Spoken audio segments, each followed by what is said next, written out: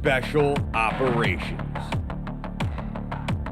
Covert Ops, Espionage, The Team House, with your hosts, Jack Murphy and David Park. Hey everyone, welcome to episode 289 of The Team House. I'm Jack Murphy here with Dave Park, and our guest on tonight's show, really happy to see once again after like 15, 16 years, is Alan Shebaro. Alan has a background in jiu-jitsu and also in U.S. Special Forces, starting off in the National Guard, and then he served in 3rd Special Forces Group with B-23, and then back to the National Guard, and then has had a very interesting post-service career as well. We'll talk about all of that. Alan, thanks for joining us tonight. Thank you for having me. Appreciate it. So, you know, the question I kind of start off all of our guests on is asking about their origin story. If you could tell us a little bit about, you know, what your upbringing was like. And, you know, I sense two of the big things in your life, jiu-jitsu and the military. How did those things start to enter in, you know, in your childhood or early adulthood? Mainly get my ass kicked all the time. But honestly, that actually had an effect on one of the reasons why I wanted to go into Special Forces, specifically just for the motto, De Oppresso Liber. When I was actually raised overseas, spent most of my time, I spent 5 years in Saudi Arabia, 7 years in Italy, 2 years in Austria, and 5 years in Germany. So what branch was your dad in? So my father was actually in the Air Force. And that's... but he only spent 4 years in the Air Force, and then was a DoD civilian. Cool. So he's a Middle Eastern European Naval Central Command Comptroller. So that's why we actually spent a lot more time in certain places instead of like the traditional 3-year rotations. Cool. So yeah, significant experience abroad from an early age, and then as you become a young adult, where do you see yourself going? You know, by the time you're in high school. Man, I was the skinny skater and transitioned into snowboarding. I started skating, probably when I was 12 years old, and then we ended up moving to Germany, where there was either snow or rain on the ground like 67% of the time. So, but we were at the base of the Zugspitze, so I was really fortunate to be able to live in Garmisch-Partenkirchen. Where right now you have the AFRC Edelweiss. If you ever get a chance, man, it's one of the most beautiful places I've ever been. But I was going snowboarding like every weekend, and so I had a real rare opportunity to be able to snowboard all the time. And I got into that big time, and kept doing that until I went active duty in '95 after graduating in '94. So I went in active duty, '95, and got out a few years later, was going to school down at Southwest Texas State University now. And then I was in the reserves. I was a drill sergeant. So I switched MOSs from lightweight vehicle mechanic to artillery, 13 Bravo. And was a drill sergeant, did my trail time up at Fort Sill in Oklahoma. And I was going to school at the University of Texas at Arlington because that was the closest school that I could find that was next to where I was training jiu-jitsu. So there was only one black belt at the time, and that was Carlos Machado in Dallas. So I started jiu-jitsu when I was in Fort Hood, and just that became my addiction. My first tournament, I weighed in at 145 pounds, 147.5 to be exact. And so I went from the skinny, scrawny kid that always got his ass kicked, you know, to, well, I kind of went overboard. I went up to like 250 something when I was, you know, on active duty. That's the Alan I remember. On team. Yeah. But, you know, kind of settled back down recently, probably in the last, 10, 11 years. I've been at a constant, like between 215 to 225. Yeah. Just keep consistent. That's really cool. I didn't know that you had so much Army experience before you even started getting into special operations. I mean, you had a drill sergeant, all this stuff going on all before 9/11. Yeah. And it was actually, so man, that was a really big influence when I grew up in Italy. Was during the early 80s and up until like 88. Then we moved to, technically it was, well, we moved there when it was West Germany, actually. So before the wall came down and while there's still the Soviet Union. And so there was a lot of World War II, that people that were alive during World War II that remember, distinctly, the American liberators, how they liberated Italy and they liberated Germany. And so when you grow up in that, you have this overwhelming sense of pride and service, because I mean, I grew up literally like right across the street. I would watch, the guys in the Bumblebee PT uniforms, doing PT and, every morning. And I thought it was like the coolest thing ever. And it was something that always influenced me. And then moving to Germany and hearing the same thing throughout all my teen years, really stuck with me. And so when 9/11 came around, Ben, that was like my calling. I felt like that was, I needed to kind of do what the people previously had done, in World War II and serve my country and, do whatever needed to be done to protect it. Whereabouts were you, not just geographically, but where were you professionally at that time when 9/11 happened? I was going to school at the University of Texas at Arlington. Mm-hmm. So I was actually a student. That morning, I remember waking up and just turning on the TV and the news was on. I was like, I don't want to watch this. I clicked to another one. I clicked to another one. I clicked to, and every single channel had the exact same thing on. And I remember calling the girlfriend that I had at the time. I was like, hey, turn on TV. And she was like, what channel? I said, any. And it was definitely a day I'll never forget, but man, it was I remember that day I called up my reserve unit and I thought we were going to be doing something like, going down range and, maybe training their soldiers somehow, I didn't know. And they're like, no, we're going to mobilize you to like Fort Sill, Oklahoma for a 2-year rotation. And I was like, what? I'm not doing that shit. So I started because I just re-enlisted in the drill sergeant unit in July of 2001. And so I was doing this admin battle to try to get out. And the easiest thing I could do was to transfer from the reserves to National Guard in Mississippi unit. That was 2nd of the 20th. So I was doing like an 8-hour drive one way just to get to the unit, do that 4-day pre-SFAS that they had, and 8-hour drive back. And I did that for like 9 months and they kept dragging it out. And so finally I got a selection date and started doing all that and made it through selection, packed up everything and headed back out to Fort Bragg. Yes, so we were going through the Q course, 2006, I believe? Let's see, selection jump. Yeah, because I started in October 2005.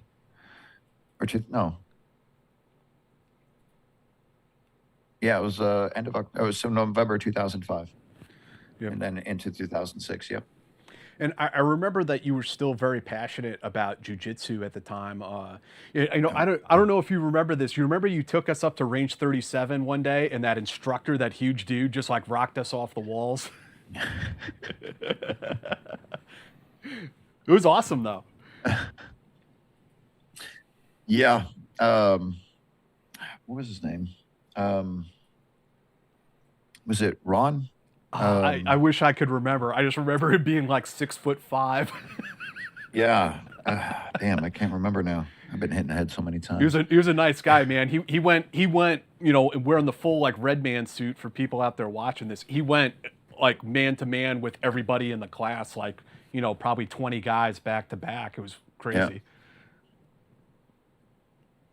Yeah, it was good times, man. Good times. So what was your experience then like going through the Q course, and do you have some sort of idea? Because I sort of remember you being in the National Guard, but seriously considering going active duty.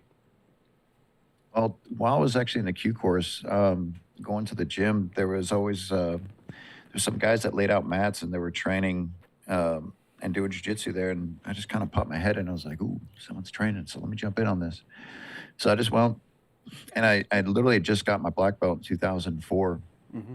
So being able to kind of, and I mean, I was still had that bug. I was still addicted to it, and still wanted to like do it as much as I could, and so it was like a fix for me, just being able to jump on the mats, and so I kept going back in the same group, and then I was like, which unit you guys with? And man, it's embarrassing to say, but they're like, oh, we're at the CIF. I was like, the Central Issue Facility. Yeah. It's like, man, you guys are like pogues or what? But Pretty they're jacked tagged, for a bunch of like, pogues. Yeah, no. And then I mean, the next time I saw him, I had to ask. I was like, "You guys said you're CIF, right?" And you're like, "Yeah." Like, but are you guys support? They're like, and they started laughing. Like, no, CIF is Commanders in Extremis Force. I was like, gotcha. I didn't know, man. But after like I'd meet up with them all the time, and eventually they were like, "Hey, man, why don't you, we can get you a meeting with the SAR major, and we need a combatives instructor." So that was actually the reason why I was able to get to B23 straight out of the Q course. Mm-hmm. I went back to my National Guard unit. I was like, "Hey guys, I'm popping smoke." And they're like, "What do you mean?" I was like, "I'm going active. I'm not staying here." And they're like, "Oh, they're going to promise you all this, and they're going to promise you schools and Sephardic and deployments and everything." I was like, "Yeah, they did. But they're never going to give it to you." I'm like, okay, well, I'll take my chances. So I signed out of that unit and signed me out. I went back and signed in a group. A couple days later, I signed a battalion. A few days after that, man, I was on a flight meeting my team downrange, and so it was a quick move. Do you want to tell folks out there who are watching like what the CIF was, who maybe don't know either? So the Commanders in Extremis Force was basically every group has one company that's sole mission is hostage rescue, direct action, counterterrorism, and counterinsurgency. So while the rest of the third group was going to Afghanistan, we're actually going, all my rotations were in Iraq. I never got to go to Afghanistan.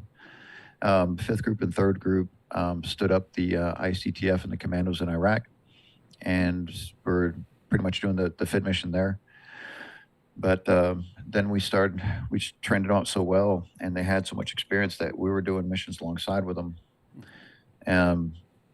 But this is when it was like really popping off, and 2005, 6, and 7 was really really rough. In 2008, it started kind of simmer down a lot. 2009, yeah, there wasn't really much going on then. I mean, a lot of ROEs changed. So take us back to, I'm just interested to ask, what that experience was like as a new guy jumping right into B23 and, drinking from a fire hose. I mean, what was that like for you?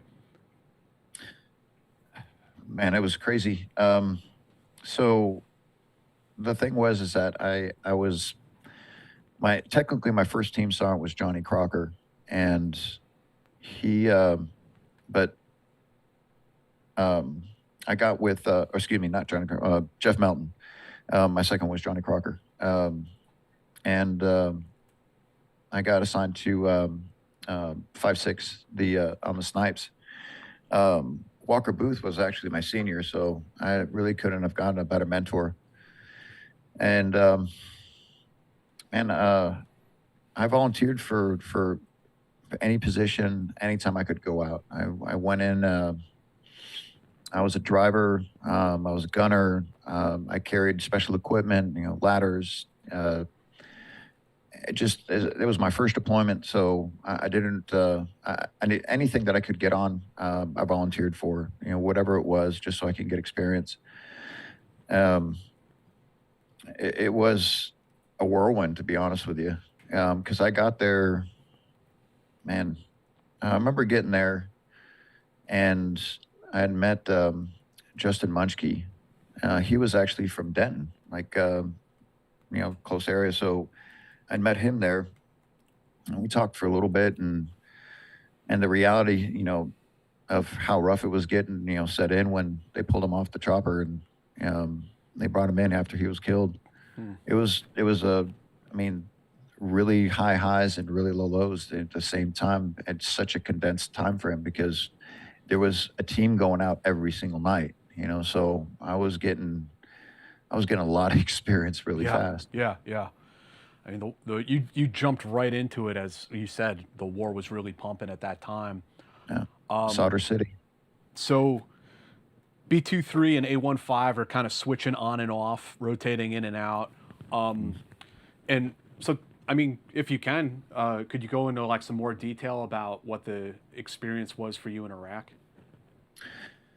It actually, there were some times where I think some of I mean, just because I was so new, I wasn't sure like what to expect and how to expect it, when to be all riled up and, when to be calm and, come to realize I looked around, after a few times and realized, we get on target road and there was sometimes that actually we were getting pinged on the vehicles and there's still guys asleep, they're so used to it. And I was like, man, this is kind of crazy.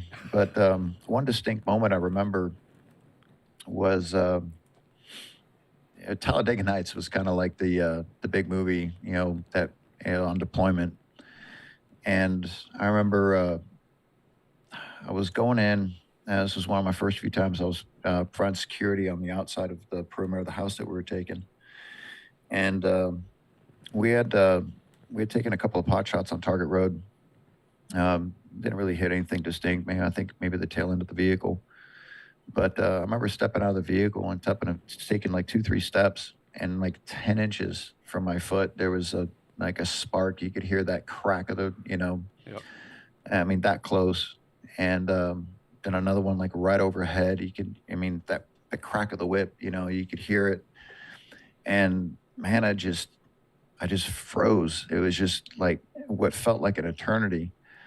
And all of a sudden my mind's racing, do I follow the team back in, or return fire? Do I, find out where that shot came from and neutralize it?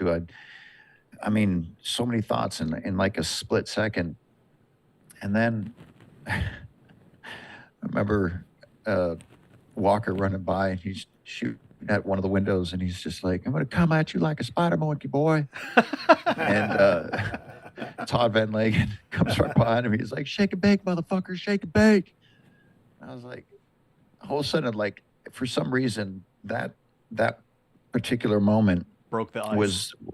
Broke the ice entirely for the rest of the time, like any other combat situation I was in. And it was just one of those things where, these guys are fucking cracking jokes, middle of a firefight. Then, I mean, snap to it, and everything just kind of like, it went from like slow motion back to, speed and, regular speed, and just kept going. And everything just made sense after that. So, I think that was like the second or third time I was out. And it was just, but it provided so much clarity, and I'm really glad I had the experience like so early on. It sounds like from what you were describing that, like you said, you lived a lot of life all in like a very condensed time frame as far as the like highs and lows. How many rotations did you do over to Iraq? 2007, 8, and 9. Okay. So yeah, one a year. And were those like 6-month rotations? No. My longest one was like just under 5 months. Okay. The SIFs only go out for about 4.5 months at most. That first one was about 2.5 months because I got there almost in mid-rotation. And then right after that, I did, and I wasn't even Sephardic qualified. So, I literally I got done with the Q course and then jumped in with the SIF. And then as soon as I got back and, got through Sephardic, and then got assigned to a team, was with 5-2, or 3-2-2-2. That was the transition of the 3-digit to the 4-digit that year. So, and then in 2009, after my third deployment is actually when I went to Sodic after my third deployment. So I had 2 rotations Sephardic qualified, but only but no rotations, SOTA qualified. That's pretty cool. And again, for like the public out there confused by these acronyms, could you tell them a little bit about Sephardic and SOTIC? So Sephardic is 8-week assaulters course. Everything like specializing in urban, like CQB, close quarters battle, and it's basically like, SOTIC is Special Operations Target Interdiction course, which is the Tier 1 sniper course. And I think that was, talking about that today, I think it was 2009, they changed it to Special Forces Sniper course. Yeah. So the second deployment, you were Sephardic qualified guy on a team. Was that back to Baghdad?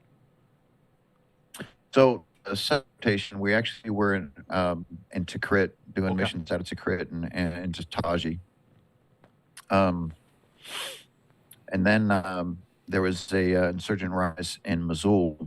Yep. So we literally packed up everything and did kind of like a deployment, packed up all our connexes and everything and headed up to Mosul. So we finished out in Mosul. And then in 09 was back at Baghdad. Okay. I mean, I'd be interested to hear about the experience in Mosul. I was there in 05 and then again in 09. I'd just be interested to hear about what your experience was like in that in-between time.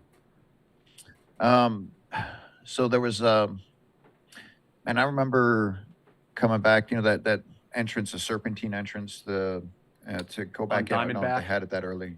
Yeah. In the very front of the, and there was actually a V-bid when we actually came back. And so it was pretty active in attacks, but we primarily did, that's when we started switching out the call-outs a lot. And if there was any type of, for example, we had, we were doing one in, it was a really rural area, but it was almost like a compound. And one of our guys got hit with a grenade, and everyone just said, you know what, we can't see shit, with our, even with our nods on, because there was like no ambient light.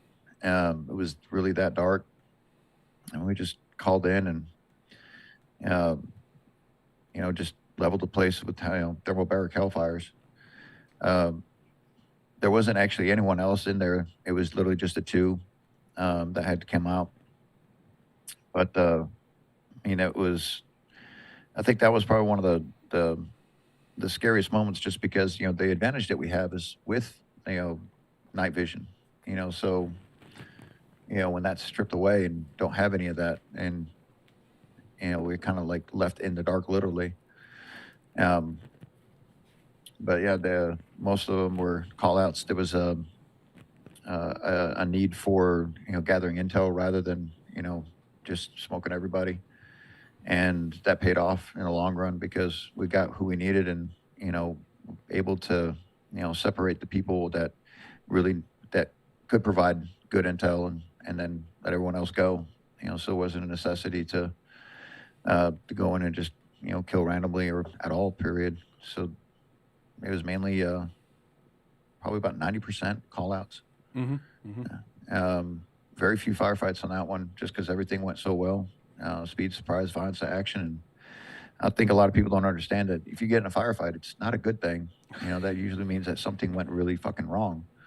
The nights that went well is, when we got who we needed to target and brought them back and, gathered intel to build on to the next one. Yeah, when you shake them out of their bed, fast asleep. Yeah. Absolutely. So you're cruising right along in your Special Forces career, going to SOTIC, and then I take it you were on the sniper troop? No, actually, so I got back in 09, and then I went to SOTIC. I had re-enlisted actually just before I deployed in 09. And I got back, and so this was like remember when the bonuses were, I remember the 150,000, but I had a 5-year re-enlistment, and with like a $37,000 bonus. And so while I'm in SOTIC, it's supposed to be hitting my account sometime soon. And man, I keep waiting, and the next week and the next week. And so I was like, you know what, let me just go back to the re-enlistment office and see what's going on. So I went back, and I was like, what happened to my bonus? I re-enlisted, and he's like, let me pull up your file, and oh yeah, we need to get a signature from your commander. I was like, it's literally walking distance. Why couldn't you go get that? Like, oh well, you can still re-enlist, but you can't get the bonus now. Oh my gosh. I was like, I was absolutely livid. Man, and the way that the things were going, to be honest with you, I wasn't, especially like in '09, I wasn't feeling like the things that we're doing were too right. I started questioning a lot of things. And, with that happen, I guess I was like, you know what, I'm done with this now. So we had, there was a lot of things. There was, a couple of things in particular that happened, one in '08, in '09 when we were actually just following the ICTF in and then stopping at the, on the outskirts of it and, support and advise. Pretty much that was our mission set. But, and if they needed support for like SSE, but man, it was, started really kind of thinking hard about what was going on there. And, I didn't feel right, going back in and especially deploying with the doubts that I had. When you say doubts, do you mean about like tactically what you were personally doing, or more like strategically the direction the war was going in? Yeah. Well, when I went there, man, that's the thing, man, is, I'm not trying to sound arrogant, but I was really good at my job. And I think that was one of the things that I've wrestled with the most is that, I was really good at my job, but, we shouldn't have been there. I struggle with that a lot. And I kept it to myself and kind of like, you know what, don't say anything. And, because growing up like I did in Europe and hearing, being the liberators and being, the good guys in a just war and, we're standing for the right and we're, freeing the oppressed. I started thinking to myself, like, man, if somebody came into my country who was doing the exact same thing, I'd be doing exactly what they were doing.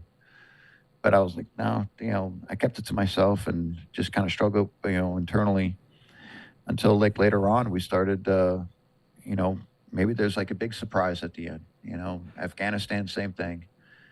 And man, nothing came out of it. And, I firmly believe that we shouldn't have been there. Yeah, I get it. You tell yourself that, there's going to be some sort of democracy established in this country. Things are going to get better for the people that live there. And then, in Iraq especially, we saw what actually happened there after we pulled out and ISIS came to town. It was like worst case scenario. And I'm sure the Afghanistan veterans feel exactly the same way about what they went through. What was the primary mission in Afghanistan was to take the Taliban out, right? And then they ended up being the official government. We had, thousands of U.S. lives lost, tens of thousands of Afghani civilians, that were caught in there, that lost their lives, billions of dollars, wasted onto that. And the same thing in Iraq. I ask every veteran that's been in either one of them, what did we do? And I don't think we should have been there at all. I stand firm on that. I'm not trying to, by all means, I love my country and yeah, no, I did what I was asked to do, but I firmly believe we should not have been there. But it was after that incident with the enlistment office, you did one more pump over there, or was that? No, that was it. Okay. That was like toward, I literally was, probably about 9 months out from terminal leave. Okay. And then got out. And in 2010, I opened up the school. I did 2 years in the National Guard just because it was local. But man, that was, so I got to the National Guard unit. And so I was in the CIF, 3 rotations. And this is when they were working with Border Patrol and doing like, like counter drug operations. And I was like, yeah, I'll get involved with that. That's something I can do. And then they're like, yeah, we're gonna have you take over the or be on the ASOT team. I was like,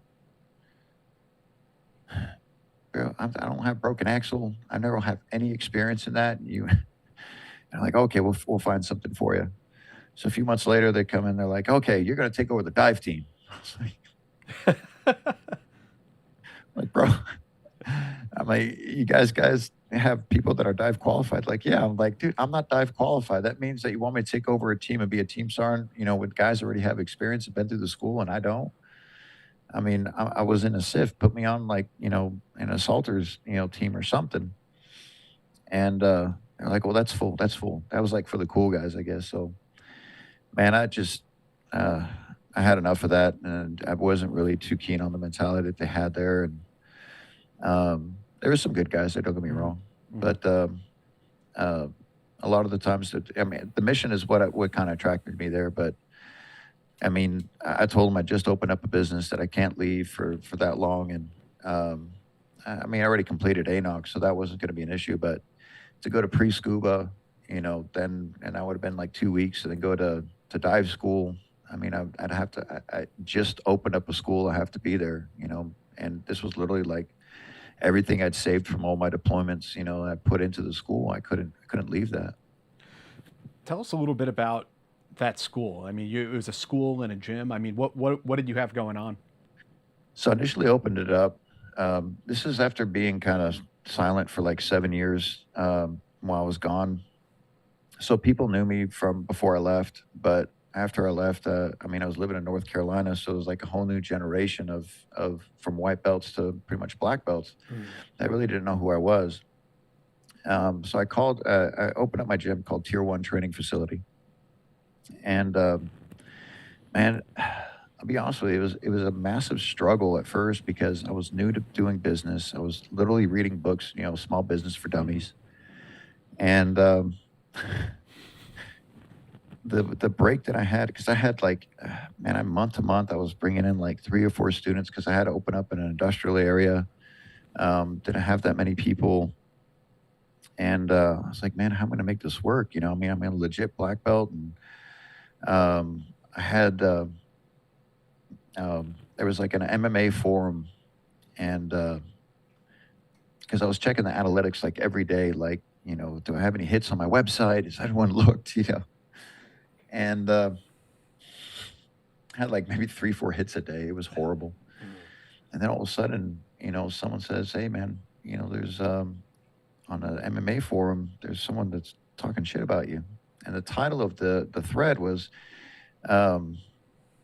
Special Forces Navy SEAL Ranger opens up, self-proclaimed black belt. And it was like 4 pages, just people just talking shit, just constantly. And I was like, and I talked to them like, what is this? Who's saying all this? They're like, because there's no names on there. It's just pseudonyms. And man, I was about to jump on there and just start ripping them, but I looked at my analytics, man. I had like 24,000 hits. I was like, whoa, back up, don't do anything. Keep going. That was my big break, man. It's literally someone talking shit about me.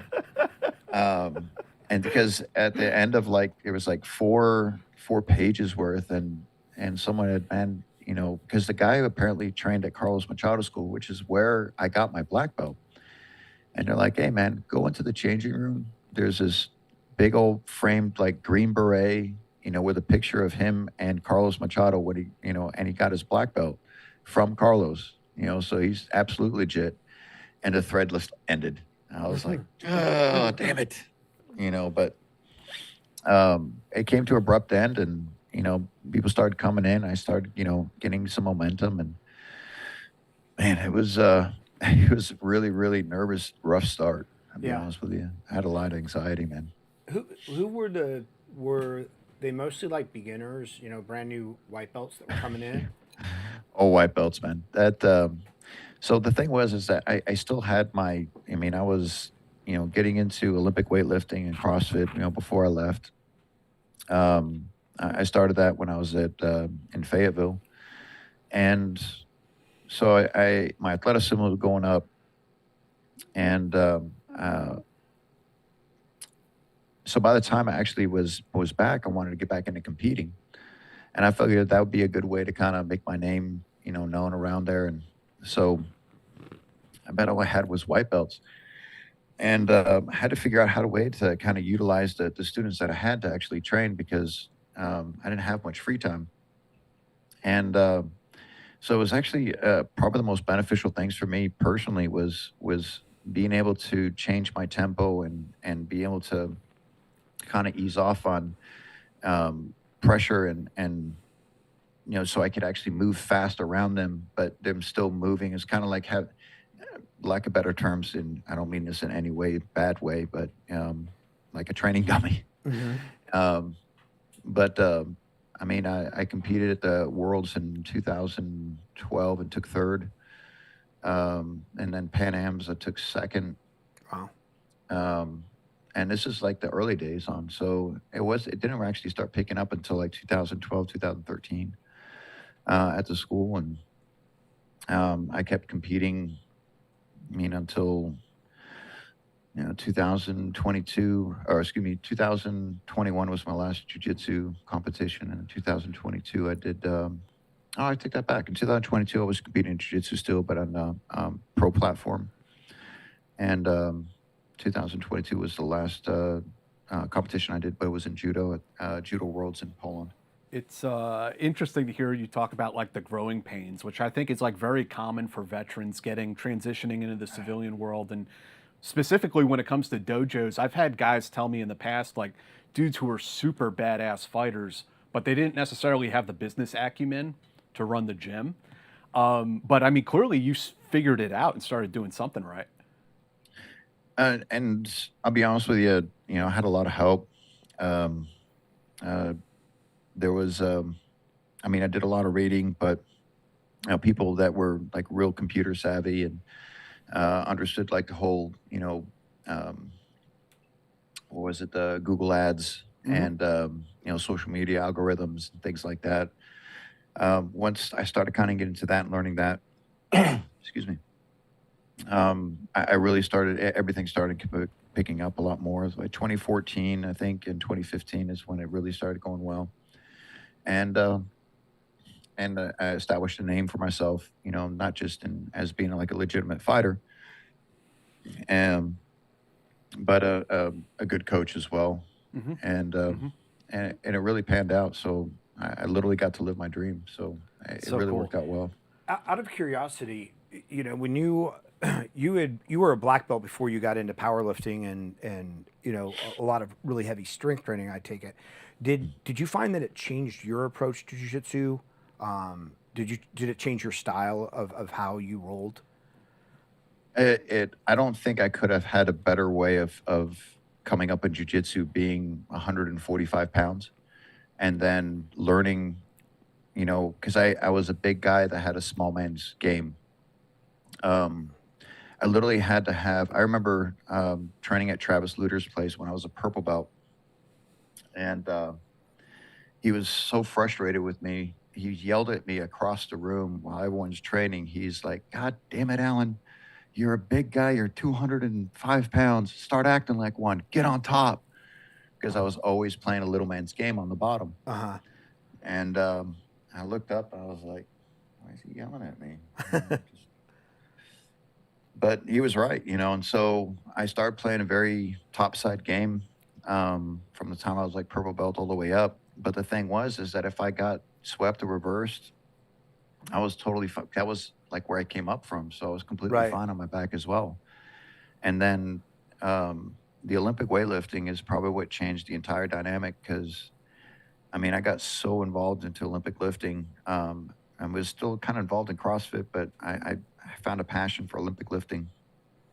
And I mean, I ended up having like a 370 clean, 275 snatch, and it all translated into jiu-jitsu because I was still in the same weight class. I was still in super heavy that was under 220 pounds. So I kept my size, I toned my size down from where it was, but so I had the endurance, from CrossFit. I had and from, of course, training, multiple rounds of jiu-jitsu and specialized in the training for competition. And then I also had the strength that went along with the Olympic weightlifting more than anyone else. And when you're training, it's entirely different because in competition you have like a rule set, you have a weight class, and so there's definitely a different dynamic than if you're just training. And of course, there's a time limit. And man, it was a great combination. It really worked out well. It's the Olympic weightlifting. I mean, for people who might not be familiar with that compared to just regular weightlifting, it's a lot of explosive power, right? Absolutely. So you're basically like it's a 2-event sport where you have the snatch, which is you're trying to bring the bar up overhead in one movement, and then you have the clean and jerk, which is 2 movements to get it overhead. And so speed and precision are definitely as 100 more than anything else technique. And but people don't understand it. You're lifting the bar like 1,000 times to get it right once. Mm-hmm. And 2013, so I got into it 2011, like specifically in like Olympic weightlifting. 2012, I started competing. 2013, I took first place at Texas State championships and had 2 state records. So it panned out, but that was actually like what laid the foundation for my my strength training into jiu-jitsu in 14, 15, 16, where I actually I think at 2014 I was ranked 4th in the world. 2015 I was competing so much. 2016 I took 2nd at Europeans, which is the largest tournament in the world, and they had like 3,000 something competitors. 2nd at Pan Am's, and it did wonders for my competition toe. It really did. It's incredible. And it's interesting, like as we're having this conversation, and you had mentioned, I think before we started the show, like we've been talking about sort of you're moving the chapters through your life, your time in Special Forces, the gym. What was kind of the next chapter for you after the gym and it sounds like, winding down the competitions also? So I got into judo because in 2014, I believe, I lost to a guy. I usually I used wrestling takedowns. But in a gi, there was a guy that had beat me strictly because he was able to manipulate the gi in a fashion where I couldn't use my wrestling. And I was like above and beyond frustrated with that. And I was determined like that would never happen again. And so I started getting into judo, strictly for jiu-jitsu. It's like cross-training for jiu-jitsu. Interesting. And man, I ended up fighting that guy again. And took him down twice the next time. I made a stupid mistake and kind of fell back into wrestling mode, and he manipulated the gi and choked me. So I learned my lesson on that. But the more I started training into judo for cross training, the more I kind of fell in love with that. And then I started competing in judo. And then I started getting really involved in it, like 2017, 18. Mm-hmm. 2017, I got my black belt in judo, and then I was competing mainly state, a couple of ones, out of town. I won U.S. Nationals in 2021, and my last competition was at Judo Worlds. I think I took like 5th, man. That was an ass whooping. I lost to a guy from Azerbaijan. So, I mean, it was an incredible competition, though. There's no regrets. Yeah, I mean, you're still kicking ass, competing in all of these different forms, including weightlifting, and you're not getting any younger either. I mean, I'm not trying to take jabs at you. I mean, it's impressive that you had that kind of longevity as an athlete. Yeah, I think it's the training that actually kind of keeps me in the shape that I'm in. I mean, I'm kind of fortunate. I've only had to have complete reconstructive surgery on my right shoulder. I had to have surgery on my neck. Fractured my C6, C7, and I mean that was the only two surgeries I ever had though. And I mean, don't get me wrong. I've torn some tendons and broke toes, things like that, but nothing to really keep me out of it. I just bandage it up and keep going. So I was pretty fortunate. That's the only things that I've had. And there's the next chapter in your life. I mean, can you tell us what came after and kind of like bringing us closer to today? Because I think it's pretty interesting what you're up to nowadays. So last year, I got a call from a good friend of mine. I've known for like 20 years, but we just haven't kept in contact. But I've known him for a while, and he reaches out and he's like, "Yeah, I'm the president for the National Cutting Horse Association." And I was like, "I have no idea what that is." He's like, "Oh, it's a rodeo event, but the reason I'm calling is because we have a fundraiser for special operations, different charities that we're raising money for." And I was like, "Absolutely, man, I'm in." And I started We Defy Foundation with Joey Bozick back in 2015, using jiu-jitsu as a form of therapy for combat disabled veterans to reintegrate back into society. And so we're trying to raise money for We Defy. And so he explained to me like what the sport was, and of course I'm in. I had to call him back like 10 minutes later, and it's like, "Hey man, did you want me to actually get on a horse?" He's like, "Yeah, of course. You want to be a part of it?" And I was like, "Yeah, but I've never ridden a horse." And he's like, "Oh, you'll be fine. You'll be all right." So I I got on a horse for the first time last year to actually ride around, and for cutting horses are like the Bugattis of horses. They're like seriously the most athletic horses that you can find. They're so agile and fast.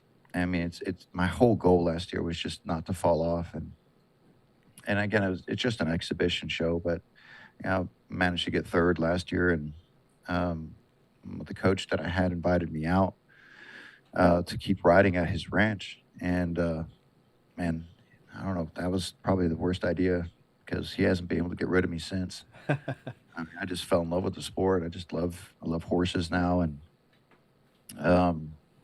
just the peace and tranquility. He's been able to trust me to be able to go um, out in the ranch and move cows. And to me, I mean, honestly, there's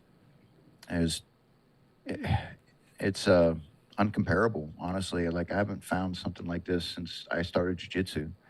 So Jay Wimborne, who was the president of NCHA, introduced me to it, and Bruce Maureen's been my coach. And I'm telling you that I owe so much to those two men because they literally changed my life. It really has, and opened me up to like a whole new world. That's incredible. It's been amazing. Yeah. What do you think it was that kind of like took you from, this very martial arts driven background that you have to something totally different, really? And Learning something new?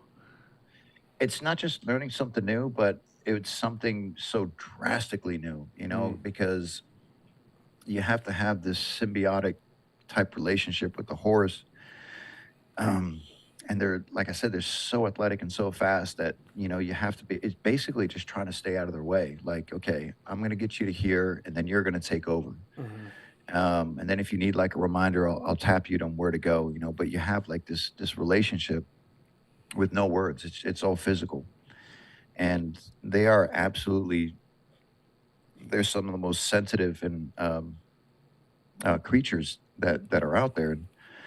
I remember walking up to the horse for the first time, and that horse started backing away because I was scared out of my mind, man. I never been that close to a horse, you know what I mean? I'm not gonna.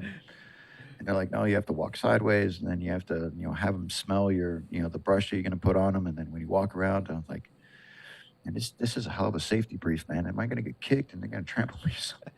Because they're just huge. They're beautiful creatures, though. And man, once I started getting comfortable with them, I couldn't get to stay away.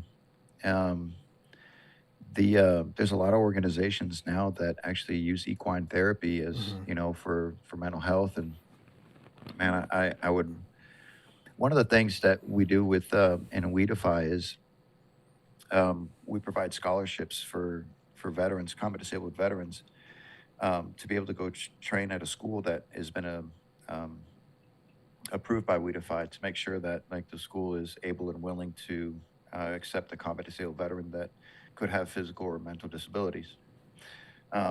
Unfortunately, 94% of the veterans that we have come through the program are with mental disabilities. A lot of them with TBI and PTS, and show all the signs and symptoms of CTE. But so we provide a scholarship for them for a year, and man, a lot of them stay on after the scholarship to become like mentors or ambassadors. And now we have like I think it's over 800 affiliates nationwide, different jiu-jitsu schools that have jumped on the program. We've put over, I think, 1,400 veterans through the program, and 400 ambassadors. And the best part of this, no one gets paid in the foundation. So we're still at that point now where it's all volunteer. No one makes money off of it. And we have, I think, is 84% of every dollar goes back to the veteran. Where can people find the organization if they want to get involved? We defyfoundation.org. Okay. And one of the victories that we have, though, is if we have someone that quits and says, man, I love this, but I found, yoga, or I found rock climbing, to us, that's a win. Right. So if people can find, their peace of mind and, find their solution through equine therapy, that's absolutely a win for us as well, because the goal is for the veteran to get better. There isn't anything, we're not going to say, no, you can't do that. You have to stay with jiu-jitsu, but it's a win for us too. It's a win for them. It's a win for us. And, we're glad that they were able to, find the connections through jiu-jitsu, or, because that's a lot of the big part of it is just networking. Yeah. And I mean, that's exactly how I got into this. Was Jay was actually doing jiu-jitsu, and he remembered me from doing that and asked me to be a part of the show. Mhm. So, I mean, it's definitely a win, and I highly recommend, if anyone gets a chance to get equine therapy, to give it a shot. It does wonders. Absolutely does. And you've also become a bit of a world traveler in recent months. Yes. Tell us a little bit about that, where you've been, what you've been up to. So I so after October 7th, I was getting a lot of was doing a lot of research, reading a lot of books, and I kept getting conflicting information. I was getting really frustrated with it, especially when I was talking to people about it, and they're like, "You don't know, you don't know, you don't know," and so I was like, you know what? I need to find out. I need to find out on my own. And I started getting like a bug for travel about last year, because I really, like, I was going to Germany. I was visiting my friends there, and my mother lives in Italy, so I get an opportunity to go see her. Traveled out to Poland. And I just love experiencing, different cultures and different things. So I felt that the only thing that was kind of keeping me in place was the school. So I sold the school in April, jumped on a plane, and I was in England for a little bit, and then went to Germany, and then Austria, and then flew into Jordan, across the border. And well, I never got to fulfill this, but one of the guys that was in 10th group was working for a company called GMR, global medicine responses, and they provide security to surgeons in different combat areas. And I jumped on a call with them and try to get a team leader position to provide security for surgeons going into Gaza, because I thought that would be the best way for me to find out what's going on. And so I got in touch with them and ended up in the West Bank and waiting for a call. I was just staging out of the West Bank, and never got the call for that. But while I was in the West Bank, I first spent about 10 days in Bethlehem, and then a lot of the things that were going off, the hotspots, were actually in Hebron. So I moved out to Hebron, got an apartment, and just kind of started experiencing things for myself and see what was going on specifically. I just wanted to experience it, and man, it was an eye-opening experience, to say the least. Yeah, I mean, tell us about that. I mean, as you point out yourself, I mean, there's so much conflicting information coming out of the region, and when people challenged you and said, "Well, you don't know," you were like, "Well, okay, I'm going to go find out," and actually went there. I mean, I'd be interested to hear what your experience was like. So one of the things is that you hear is, well, before I left, I told a few people about it, and they were like, "Well, where are you going to be spending your time?" And I was like, "Well, I'll be waiting in the West Bank." They're like, "Oh, be careful, be careful. You can't trust those people." And so I kept hearing that. After a few times, I was like, "Wait a minute. Who are you talking about? Are you talking about, the Israelis or the Palestinians?" Like, the Palestinians, Hamas could take you hostage. And I was like, "Oh, okay. So we'll see how that goes." So when I got to, Bethlehem is very much like a touristy type place. So the first thing I kind of noticed was there's different types of Sharia law. But I mean, I'm not sure if you've been to like Bahrain or anything like that, or Dubai. Dubai and Bahrain are both under Sharia law, but I mean, Dubai is like Las Vegas for the Middle East. They sell liquor there and beer at the restaurants, everything. Bethlehem's kind of very similar, excuse me. And I wasn't expecting that. And then when I left Bethlehem and was going to Hebron, I got there early in the morning, and I think around 6, and none of the businesses opened there until like 8 or 9. And my SIM card wasn't working on my phone. And so I had no GPS. I was supposed to have like a contact meet me and to give me a ride. And I was taking the service, which is like a shared taxi.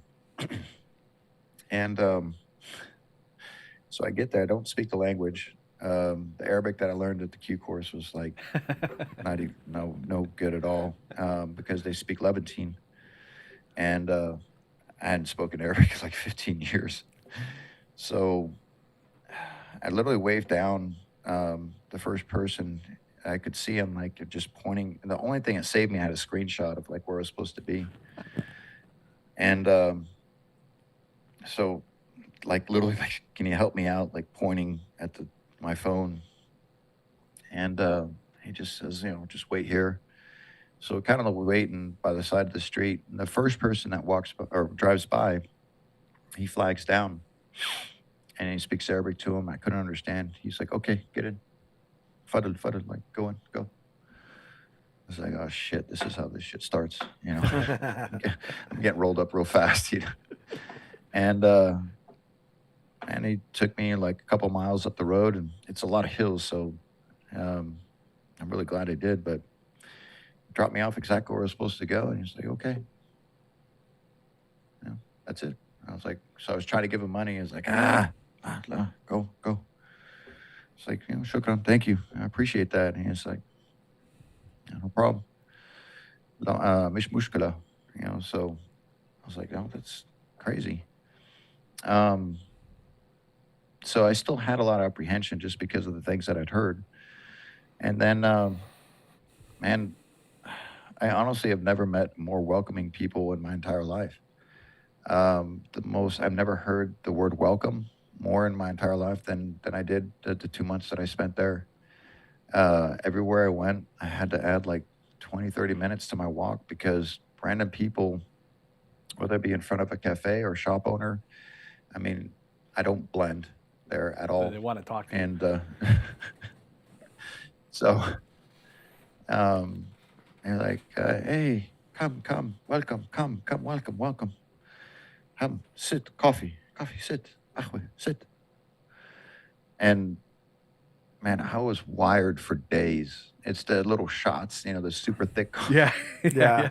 And but man, honestly, that was probably one of the most craziest experiences. And so, for like a month, I didn't sign up with any organization or human rights organization or anything like that until about a month in, and I met up with an organization called Human Defenders, and then another one called CPT Palestine, and then I met the chief photographer for Reuters Media, and that was probably one of the best contacts that I got because he was actually able to take me on some of the stories he was working on, and then kind of kept me updated with different things that were going on in the area because he had different journalists that were working to areas around the West Bank and like up to date things, So that was crazy contact. It was phenomenal. But Musa he spoke really good English and was able to explain a lot to me and took me around Hebron and but as conservative as Hebron was. And they said welcome first and then asked me where I was from, So I think that says a lot though, because they welcomed me in and then wanted to know where I was from versus, I mean, I could have been just as well, Israeli. I mean, because that's the only people I ever saw with tattoos, And I honestly don't think they would have cared. They saw someone that looked different and definitely was a foreigner, and they welcomed me in. I had my neighbors in the apartment building that I was at brought me in for iftar during Eid, during their family meals, and welcomed me in. Other neighbors, I remember someone knocking on my door, and a little girl that was holding like a bowl of fruit and dates and things like that, for iftar on Eid. Eid Mubarak, and it was, man, I love the people there, honestly. They're beautiful people. It's incredible, some of these parts of the world where people take you into their homes like that, and it's just, you almost don't know what to say. Absolutely. But, and then the other part of it was, seeing how horrendously they were treated. I had a gun drawn on me 9 times in 2 months by the Israeli occupation forces out there. I mean, literally, I was walking through the old city, and they have these, literally a settlement, like a, Zionist settlement there. And they have these, like, gates on the top and, with these fencing, because they throw things down at the Palestinians. And, man, it was just probably like 2 o'clock in the afternoon. I'm walking by and I look up and I see a guy in a guard tower, and he kind of looks down, and I'm just kind of like curious to why he's like agitated. And then I see him unsling and then just points directly at me, and just kind of like, okay, that's gonna be great. But at checkpoints, them coming by the passenger side and drawing the weapons, pointing directly at me, and then demanding the passport. And so like it happened like 2-3 times at a checkpoint, a couple of times in the old city, just randomly. Anytime I was kind of like it was a checkpoint, it's kind of like a necessity to pull out the gun and kind of show, that they're Flex. they're there, I guess, yeah. And I think one of the big things was seeing the apartheid wall in the West Bank was Definitely one of those. I mean, it really had me thinking a lot because, there's signs that say, danger, Palestinian sides only, only Israelis not allowed, Israeli citizens not allowed. Um, the only people that I saw that were quote unquote Jewish were the settlers and the occupation forces. And so the Palestinians, and they call themselves Jews, by the way. I mean, but they're the ones that are taking over Palestinian homes. They're the ones that are doing the raids, and busting into people's apartments and their homes, and either just taking men and thrashing the place, or taking them in for questioning for whatever reason, harassing them at the checkpoints. And so if you have, and they don't see anybody else, so I think, in my opinion, I think there's a lot more of a psychological aspect to the apartheid wall Well, than there's could a you physical explain one. a little bit what that wall is, Alan? It's a wall that's surrounding all of the West Bank, separating the Israelis, greater Gotcha. Israeli, from the West Bank itself. And I actually got to see, the artist Banksy. Yes. So he has a hotel there called, it's a spinoff, the Waldorf Hotel, called the Oh. Walled Off Hotel. and and his art is actually all over the place in the West Bank.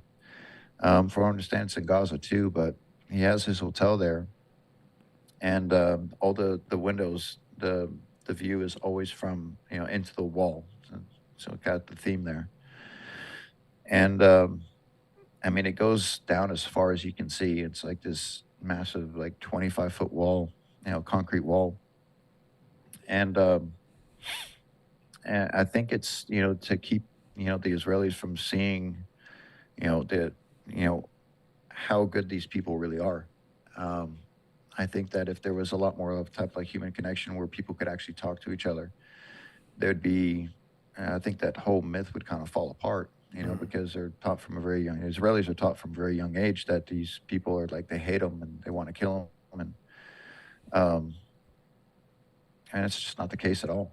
Um, and honestly, as different as I was, and there was no reason. And that's the other thing too. It's not a religious thing whatsoever, because when I was in Bethlehem, there were Christians and Muslims living side by side, getting along just like anyone. There's women wearing hijabs, there were women who weren't wear hijabs.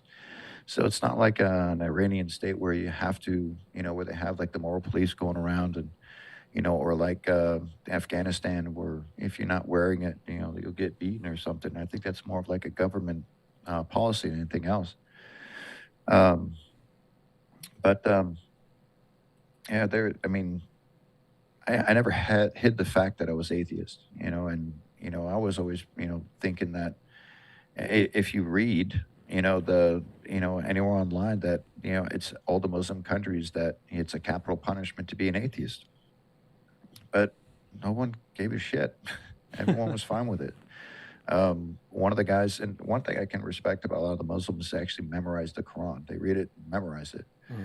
And one of the guys I was talking to said, asked me if I was Christian. I was like, no. I was like, are you Muslim? No. Are you Jewish? No. He's like, so he kind of looked at me, he's like, Hindu? I was like, no. I was like, I'm atheist. He's like, huh. So you're a seeker. I was like, what do you mean? And he's like, so you're seeking knowledge. You're trying to seek the knowledge to try to make a decision. I was like, yeah, I can go with that. Yeah. So even being atheist, no one cared. Well, I mean, that kind of literally is why you were there, though, even if it wasn't a religious context. Yeah, absolutely. It was. You're absolutely right. It was to seek knowledge, to experience things for myself. And I went to schools. I looked at the books, in different grades to make sure, because one of the things I saw was Mein Kampf inside the books, and bomb making, how to make bombs, and taught in their classes, and didn't see any of that. Um, and like honestly, I just a lot of the things that I've been told is that they're just evil, vile people, and man, it couldn't be further away from the truth. Um, honestly, just some of the most welcoming, nicest people I've ever met in my life. And how did you wind down that part of the trip? I remember, weren't you trying to go to Israel for a while also? No, the only place I was trying to go to was in Gaza. Gotcha. Okay. Um, um, honestly, like by the time that trip kind of winded down, that's the last thing I wanted. I didn't want to step foot in Israel.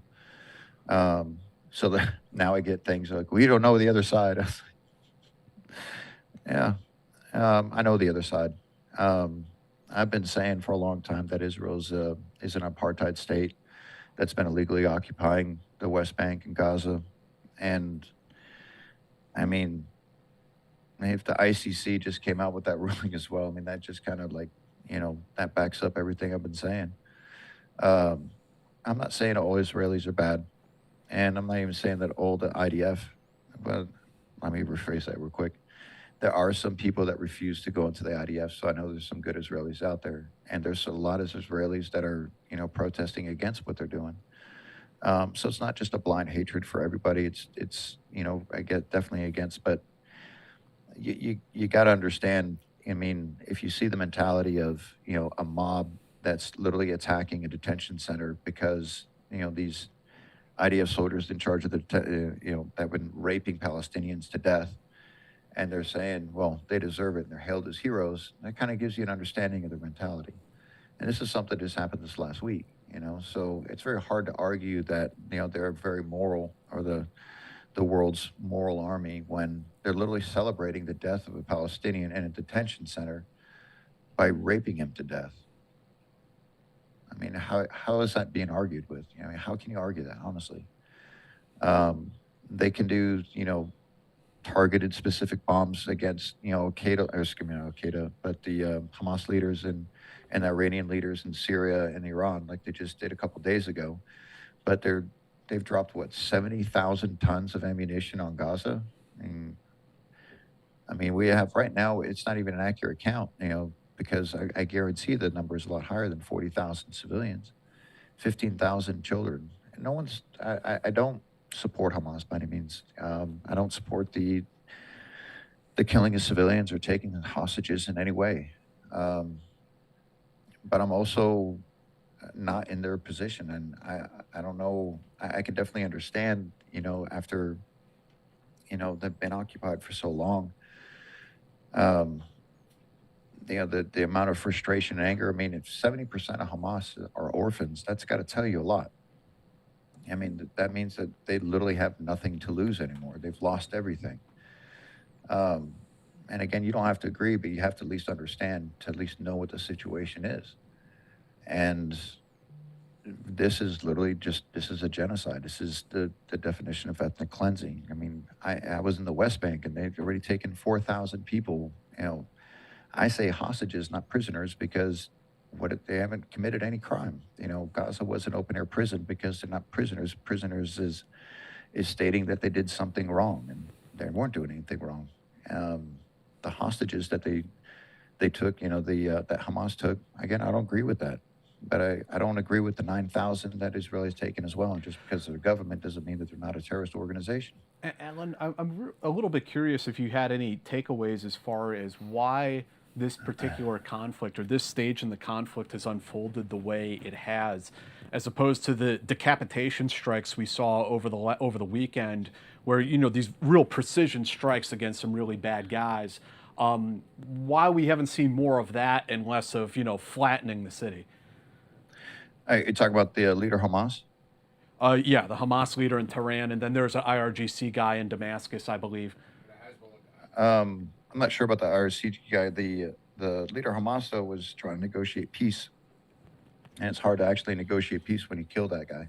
The hostage negotiator. Yeah, he was trying to negotiate a ceasefire, and one thing that Hans Rubinstein, the former, he quit about a month and a half ago, but he was the spokesperson for the hostages. People keep saying it's about the hostages, but Netanyahu was actually keeping it from the Israelis, keeping it a secret. They could have had all the hostages back 9th, 10th of October in return for not invading Gaza, but he didn't want to do that. So they could have had the hostages back, and he's been trying to actually negotiate that, and it's been in their court. And the amount of lying that I mean, literally they're saying, no, this is an Israeli plan. They're going to accept it. It's Hamas that we're waiting on. And then switching the channel and looking at the Knesset and saying, it doesn't matter what we're not stopping. It doesn't matter if we get the hostages back. We're still going to keep going, and we're not accepting any deal other than that. And then John Kirby going out and spewing out the nonsense is absolutely ridiculous. About the precision bombings, though, how can you say that, you know, you're specifically going after anybody when you have that type of casualty? I mean, let's take the hostage rescue, right? They were saying it was such a stunning rescue to save 4 hostages and 276 Palestinian civilians were killed. That's a catastrophic failure on every level. Yeah, you're not. The whole thing about hostage rescue is not killing civilians and the hostages. They've already killed 3 hostages. They did that, I think, in December, where they were literally speaking Hebrew, had no shirt on, waving white flags, and they got smoked. So I do want the hostages to come back before the IOF kills any more of them. And Hamas was saying that, you know, and if you look at the condition that all the hostages returned from the Hamas side, right? They're in good health, they've been fed. There's a lot of them they keep from the TV because they're saying, no, they treated me well. You know, then one lady came on there like, oh, they treated me so bad. They didn't knock before they came in, they made me clean, versus being raped to death. And you see other people that are coming back in such a condition where they literally don't even look human anymore. They look like I mean, there was one guy that came in, he was like limping on his way back, had lost like probably like 80, 90 pounds. Look at how they're treating the different, you know, the types. And again, I don't support taking hostages on either side. There was an arrest warrant put out, not just for Netanyahu and, what was his name? The general, the one of his staff, but the Hamas leaders as well, to go in front of the court. You see what I mean? And I thought that was absolutely fair because, in my opinion, there were war crimes that were committed on October 7th, and they need to be held responsible. Yeah. But so does Netanyahu and the rest of the Knesset that was involved in actually, you know, supporting everything that's been going on. Where did you get the information that the hostages could have been recovered as early as October 9th or 10th? From Hans Rubinstein on the Haaretz and Times of Israel. The media, they actually posted, they put out articles on that. It's because by all accounts, I don't even think Hamas knew where all the hostages were because some of them were taken by civilians, right? So are they saying that the Hamas held hostages would have been returned? The hostages Hamas had could have been all returned the 9th and 10th if they would have not gone on to proceed to attack the Gaza Strip. There's 2 articles that I got a lot of the sourcing from was from Haaretz and Times of Israel. If you just type up, and then Hans Rubinstein actually did take that back. Hans Rubinstein actually did a formal piece on that as well, where he actually spoke out against that, what was going on. And he was the spokesperson for the families that the hostage has been taken. Alan, this is a bit of an unfair question to pose to you or any of us, but you know, based on sort of what you saw over there, what you experienced, you know, what your takeaways are from that, where do you see this going? I mean, this conflict has been simmering on and off since 1948, at least, and this is maybe as bad as it's ever been.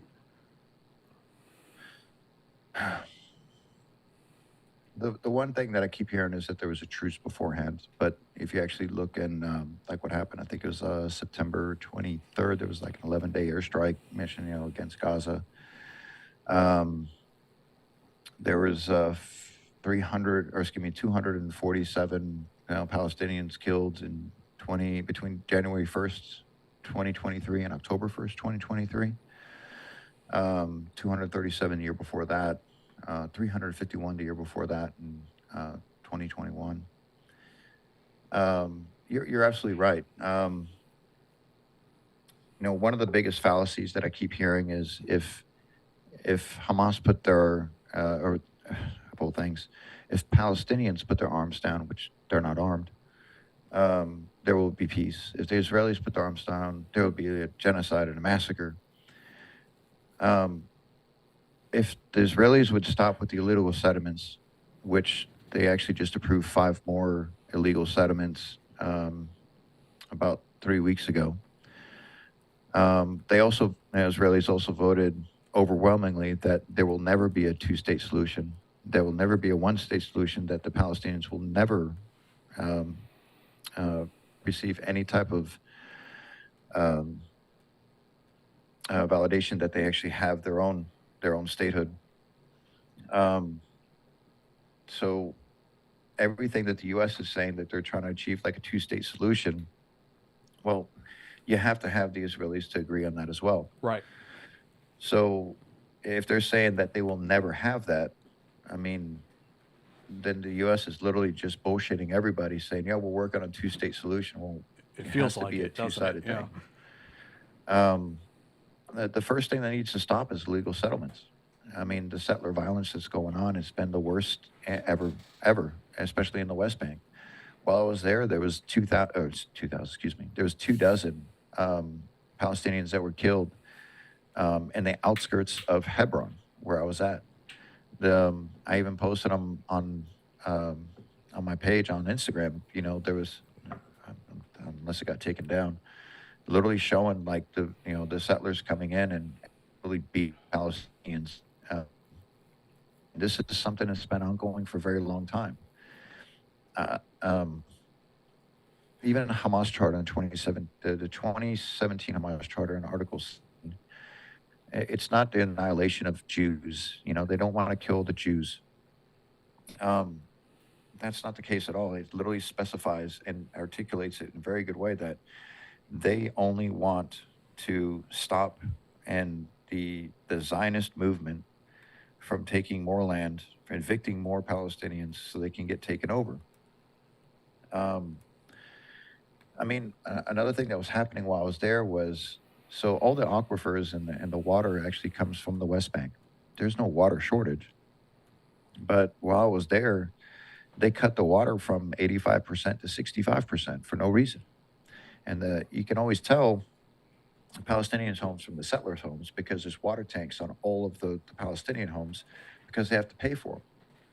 So they have to pay for their water, and the settlers use 5 times more water, but yet they'll cut it off and then turn it back on, cut it off, turn it back on, because they're in control of that. If you wanted to buy a car, like a Kia Sorento, right? You paid like 10 grand for it.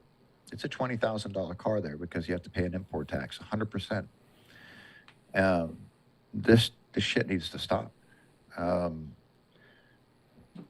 Now, if my thing is like, for example, we don't have any more slave rebellions, right? We don't have, uprisings of slaves that go and kill people like the Nate Turner Rebellion. That was a horrible event because we don't have any more slavery.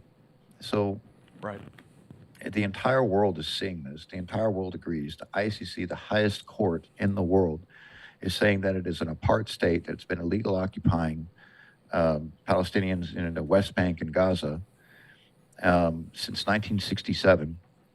But the horrendous actions have been continuing since 1948. I agree with the ICC on this full-heartedly. It's a long read, but it's well worth it. Don't get me wrong, I had to use a dictionary on a lot of it. It's about 2,000 pages. But if you read like the summary of it, it actually outlines like exactly like what needs to stop, because what is illegal needs to stop. The illegal settlements and the settler violence, the community. Every time they try to go to Ibrahimi Mosque, do you know the history on? You remember the Ibrahim Mosque massacre on February 25th, 1994? I don't. It's when. So there was a Israeli Zionist, Jewish Zionist, Baruch Goldstein, that went into the Ibrahimi Mosque during Ramadan, and as the Muslims were praying,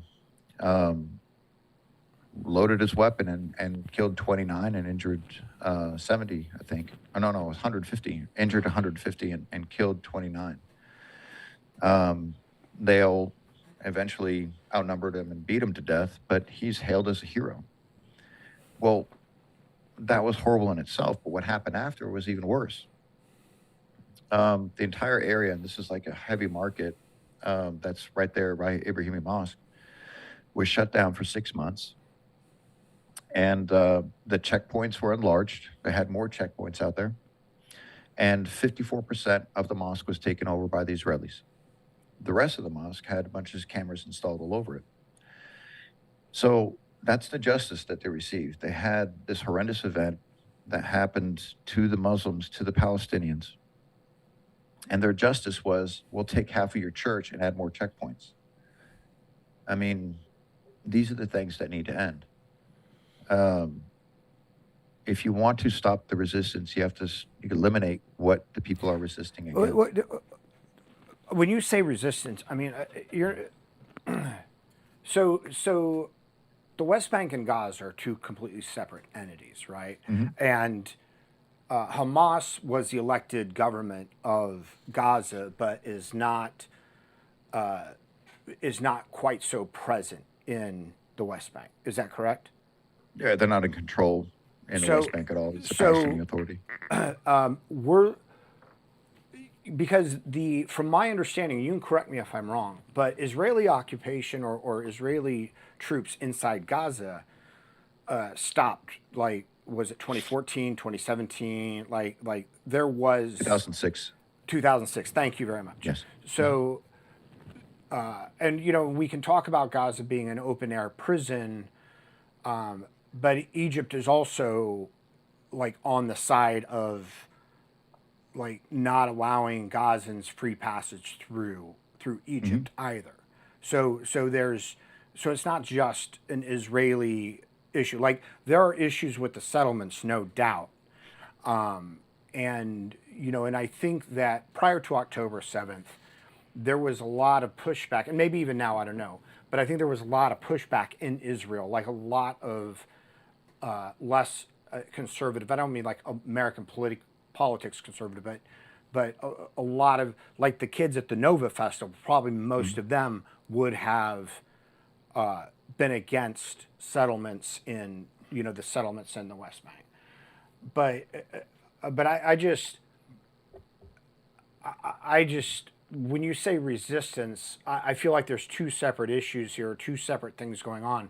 There's the West Bank and the settlements, and then there's a terrorist organization called Hamas, which conducted a horrific terrorist attack. Is that? I mean, you can tell me if I'm wrong. I think it's more of a perception. Nelson Mandela was actually considered a terrorist all the way up to 2008 for standing up to the apartheid in South Africa. In 2006, the Israelis actually removed all their settlements from Gaza, but replaced it with the wall and autonomous weapons pointing inward. They control the water, air, land, and all of the land, sea, and air, everything that goes in and out. They control and subsidize the food. There's like the red line directive, which is allowing only so much food going in there. They won't allow light bulbs in for like chicken coops. Seed, cilantro is another thing that's banned into the West into Bank? Gaza. So how then? Because I'm not really familiar with a lot of that. Like, how were there resorts and car dealerships and malls and things like that in Gaza? And everything has to go through Israel to get inside, is what I'm saying. And there's a lot of things that are actually like they're not allowed in. Like, for example, fishing poles, different like potato chips, chocolates. Different things like that are actually banned from that.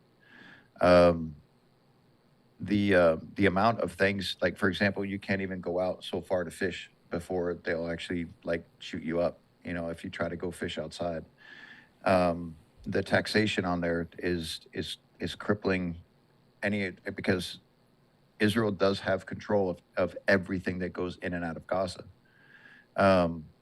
Another thing that adds, makes the story even more complicated. but let me get one point though first. Egypt has already, I think, 250,000 refugees from Palestinian refugees. Jordan has 2 million. Lebanon has, I believe, 275. Syria has 57,000. Yeah. It's just there's two things that are going on there. One, they know if they leave, they'll never be able to come back, and so a lot of people are just trying to stay there because they want to go back home. The second thing is there's, I mean, just kind of like the immigration problem, in any country, you have an influx of people, and they're going to be stuck there. So the taxation on everything is one of the biggest problems they have because they're reliant on, to get an Israeli pass that they have to go through these cattle-like gated gates, in order to get like a work permit, to be able to work in Israel. Mm-hmm. And so there's a lot of different parts of this that that's why their economy is crumbling on there. They have entire blockades. Another part that makes this even more complicated about Hamas itself is Netanyahu himself has said, in front of the Likud party in 2018, and you can actually look this up on Jerusalem Post. I think it's from 2019, how Netanyahu's project is going to backfire in his face because he's been funding him since like 1988 in order to prevent a two-state solution. Because as long as Hamas is controlling in the Gaza, as long as the Palestinian authorities in control in the West Bank and the Hamas is in control in Gaza, there will never be a two-state solution. You have to have a unified government. Now, I remember actually seeing Ron Paul talk, in a congressional hearing, talking about this in 2009, how Netanyahu was funding, Hamas. Mm-hmm. And this was back in 2009, so it's nothing where it's new information. Because again, as long as Hamas is up and going, then there'll never be a two-state solution because they'll never be able to agree on things. It is kind of surreal to think about, and I mean, I wouldn't even entertain it if it wasn't so reported, but I mean, it's almost like, imagine if George W. Bush was funding Al-Qaeda and then 9/11 happened. There's an argument to be made there. or that we funded ISIS or the beginnings of ISIS in order to overthrow Syria. Like what would you say about that? I mean, I think that the idea that Netanyahu supported Hamas in order to offset the PLO is both horrific and probably very realistic. I don't feel as though Netanyahu, he has been, hardcore from the beginning. And unfortunately, where I feel as though he was falling out of favor and people were realizing what he was all about, October 7th has put things firmly back in his court. And I don't think that Netanyahu, I don't think that October 7th was some Israeli plot. I think it was a terrorist attack created, done by some very horrific people. Like if it were just about Israel, then we wouldn't have seen a Thai man being beheaded with a garden hoe, right? Like Hamas are terrorists. What Netanyahu has or hasn't done to contribute to that is another issue, and it's a big issue. I'm not saying it's not, but I think that the people of Israel, the kids at the Nova Festival, the people in these kibbutzes, is that what they're called? In these towns, did not deserve what they did no more than the average American deserves something because of our invasion of Iraq, right? Or the Palestinians in Gaza. Or the Palestinians of Gaza. But I actually agree with you. And like I was saying earlier, I don't support the killing of civilians or targeting of civilians whatsoever. Don't support, I think it's a war crime in itself. I agree with you on that one, by all means. And I also agree with you that, the taking of hostages of civilians is also a war crime. But in reality, you had 246 civilians, Israeli civilians taken hostage, and 737 civilians that were killed on October 7th. Not 1,200, because according to international law, they actually have the right to armed resistance against an occupying nation. So yeah, but still there was 737. So if you civilians put it that in were the killed. context of war instead of the context of a terrorist attack, if you say that they have the right No. Like I said, the killing of civilians was definitely a terrorist attack. It was a war crime, absolutely. But what I'm saying though is that if their attack on the military targets, and that's the thing, if Hamas were some opposition force, if they were some guerrilla force, and they had just struck military targets, they might have room to talk about this being a counter-occupation result. But Are we talking about just an organization that does that? say again. So let's just say X organization that kills civilians. Well, except organization that targets civilians. Okay, perfect, even better. Because, the United States government has killed tons of, look at Hiroshima and Nagasaki. We killed a lot Agreed. of civilians, right? But in this conflict itself, would you say that if they target civilians, they're a terrorist organization then? Well, that depends. Are they a legitimate, are they Does it matter if they're a legitimate government? it does, right? It does. Why? because If they're targeting civilians, does it matter? it matters in the civilians. context of what a state does in war. We targeted civilians. Every country has targeted civilians. Did we during sodomize war. people to death? Have we It's kind raped, of have we raped women from a it's kind from of a rave? it's kind of a gross comparison though. Like that's not what we're aspiring to as Right. Americans. I We're trying understand to be that. better than that. We're not trying to be like Hamas Right. or a terrorist organization. Correct.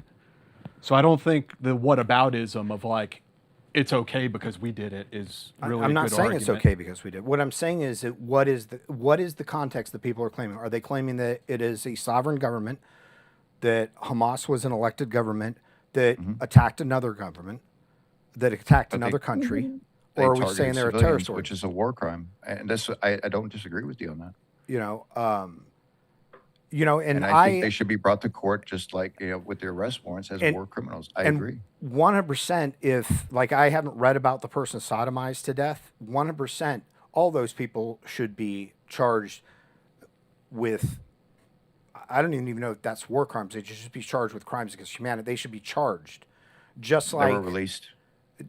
and that's not correct. That's not right. Just like everybody in Hamas and all of their leadership should be targeted. Absolutely. So I'm just what I'm advocating for is the same standard. You see what I mean? Now, again, if it was just, now, what I agree with you on that doesn't mean I don't understand. Because again, if you look at the Hamas's, their military, or militia, 70% are orphans. I mean, who am I to speak on what kind of atrocities, I'd be willing to do at that point? You know what I mean? I don't agree with it. would you don't be agree willing to with rape? civilians. Would you be willing to behead a timeout? No.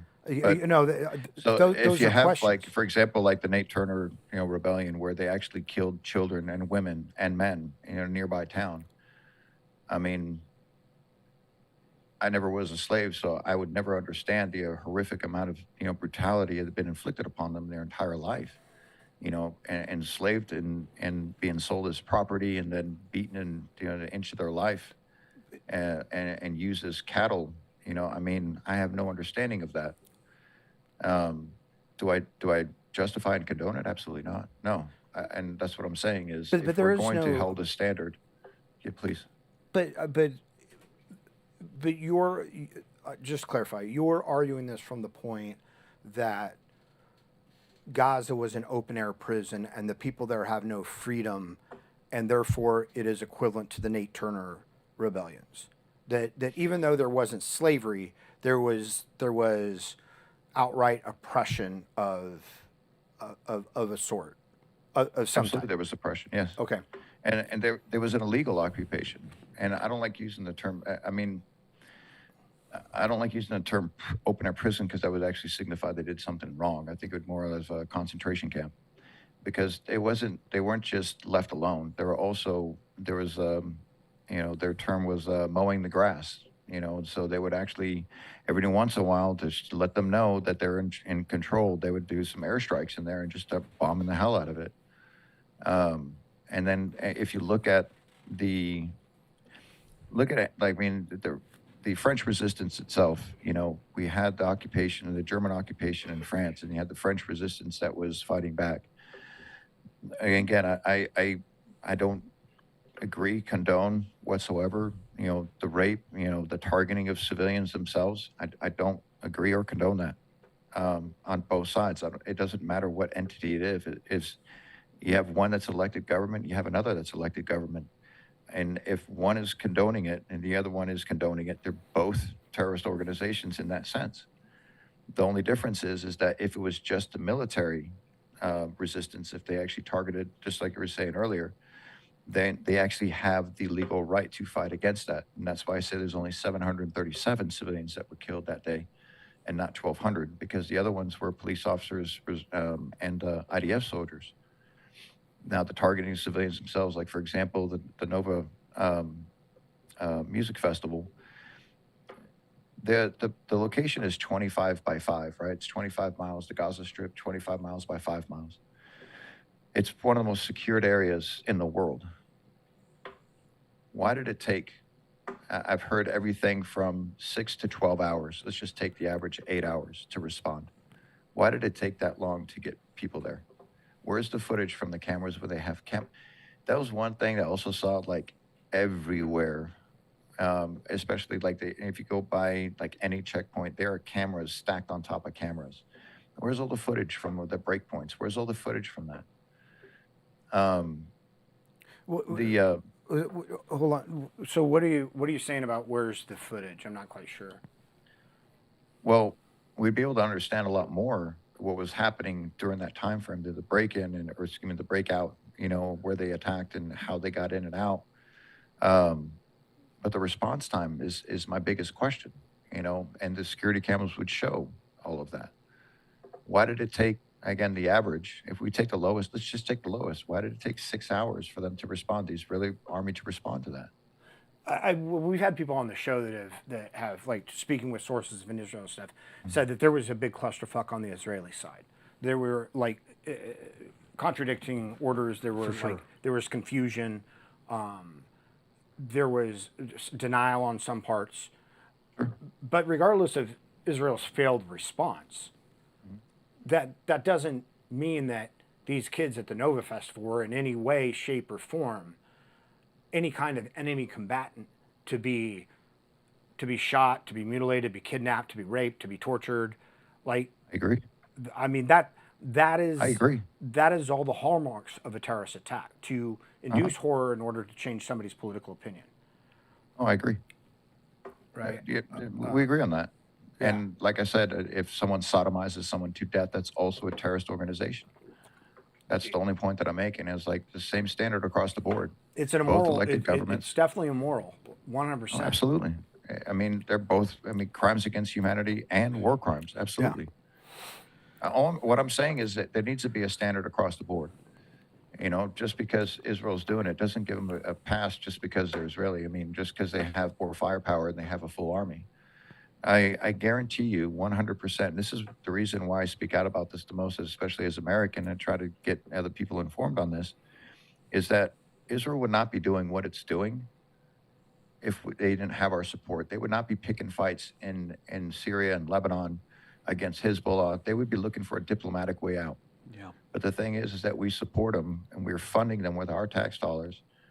And Wh- we are, in some way complicit with this. It's our tax money that's going to that. And of course, what do you, we don't have a choice of that, but what do you see as a diplomatic way out for Israel? remove all the settlements, the illegal settlements. They know they're illegal. Uh-huh. Give the two-state solution, borders back into 1967. Allow the families that have been, exiled to return. This isn't like, it's basically just undoing the things that they're doing illegally. I honestly, it's a lot more articulated and better well put than I could probably, vocalize is the way the ICC put it. Everything that they're doing illegal, make them stop. So you guys are better at history than it was 1967. Was that the 6-Day War? Yes. So should they return Palestine or Gaza? Because Gaza belonged to Egypt at that time, correct? Or am I I wrong? think it was under the Jordan. Jordan. So should they return Gaza to Jordan and make it part of Jordan again? The difference between under Jordan rule is that they weren't establishing settlements. They weren't kicking people and exiling people and conducting ethnic cleansing. And so you have to have an ethnic majority in order to have a Jewish sovereignty. Jordan wasn't doing that. Jordan must, I'm not saying, by all means, I'm not saying the monarchy there is a good thing, but I'm also saying that they weren't doing these illegal things and conducting violence on a daily basis like they're doing in the West Bank and currently in Gaza. Does it make sense? Sure. And the same thing in Lebanon. They picking fights with Hezbollah. Hezbollah wouldn't exist, if they didn't keep trying to push into Lebanon. I think one of the things that also like the history of Israel has to be kept in consideration, especially during 1948, during the Nakba, when 750,000 people, and they were like, oh, we gave them 5 separate peace deals, and they rejected them all. I'm like, well, let's take something, for example, like Mexico saying, we're going to take Texas back. It used to belong to us. I guarantee you that there's some people that still have like, hey, I remember this land being ours, generations ago. And they kicked out everybody. And then anyone that stayed, they would lose their home. They would have to get, somewhere else. They would actually, that's something to be argued, right? Well, they're doing the same thing, but they were the ethnic minority at the time. There's always been Jews there. They've lived in relative harmony with the Muslims and Christians, for centuries. Mm-hmm. And the Muslims aren't saying they want to eliminate them. They want to eliminate the Zionists. They don't want to eliminate the Jews. They can live in harmony and peace with the Jews. They did under the Ottoman Empire for centuries as well. It's just they don't want to be wiped off or, risk losing their business or their home, because they might decide this is the time to do, to eliminate them from this area. And we're going to put the settlements in this area. The first terrorist attack actually happened July 22nd, 1946, where the King David Hotel was bombed. And that was by Zionist, Jewish Zionist, part of the Stern Gang. And literally, they were dressed up as Arabs. They went into the King David Hotel and blew up the South Wing and killed like 90 people and injuring 46. Mm-hmm. Like you heard of, I did a little piece on this. You heard of Oscar Schindler, Schindler's List, the movie? Mm-hmm. German industrialist, phenomenal man. He saved like 1,200 people from the Holocaust. And you hear them using the Holocaust constantly like, oh, never again. The Holocaust happened to our people. Zionist is a different thing. We're not, people try to conflate, anti-Zionism with anti-Semitism, which is not the case at all. Zionism is a political ideology that was started by Theodor Herzl in the late 19th century. And it literally has nothing to do with the Zionist movement that was there. It's like a colonial project. Folke Bernadotte was a Swedish soldier and diplomat that negotiated with Himmler and was such a good negotiator. He was able to save 30,000 people from concentration camps in Poland and Germany. He was a phenomenal human being. And a third of those were Jews. In 1948, he got positioned as the UN as a mediator to try to bring some type of peace, between, what was going on between the Arab Alliance that was there. because there was a lot of violence, but if you imagine like all these people coming in saying, we're going to take your land, I mean, what would you expect to happen? I mean, again, it was they're like, oh, this used to belong to us, we're taking it back. It's like Mexico coming into Texas saying, we're taking this back. Mm-hmm. So he was assigned there, and he was actually assassinated by the Stern Gang, and the leader of the Stern Gang was actually Yitzhak Shamir. He ended up being prime minister. Those three organizations, the Leif, the Hargana, and the Irgun terrorist groups got absorbed all into the IDF. So literally, those three terrorist groups are the foundation for the IDF. Mm-hmm. These are the things that you kind of keep in perspective on that. I mean, I think a counterpoint that could be, Please. that you have a culture who had just been through a legitimate genocide, like Absolutely. a legitimate I agree. attempted genocide. Yeah, 6 million. And that we're very, and let's be honest, name one Middle Eastern country where the Jewish community has thrived, even though at one point in time the diaspora was spread throughout the entire Middle East. Like what country can you point to right now where the Jewish community has thrived in the Middle East? Thrived in which manner? Economically or? Grown. Not been Believe it or not, persecuted. there's actually a pretty large Jewish community in Tehran. Yeah. In Tehran. And, and I mean, Let's think about 5,000. They got about 7 synagogues. 5,000? 5,000 Jews, yeah. I mean, 5,000, is Jews. that, yes.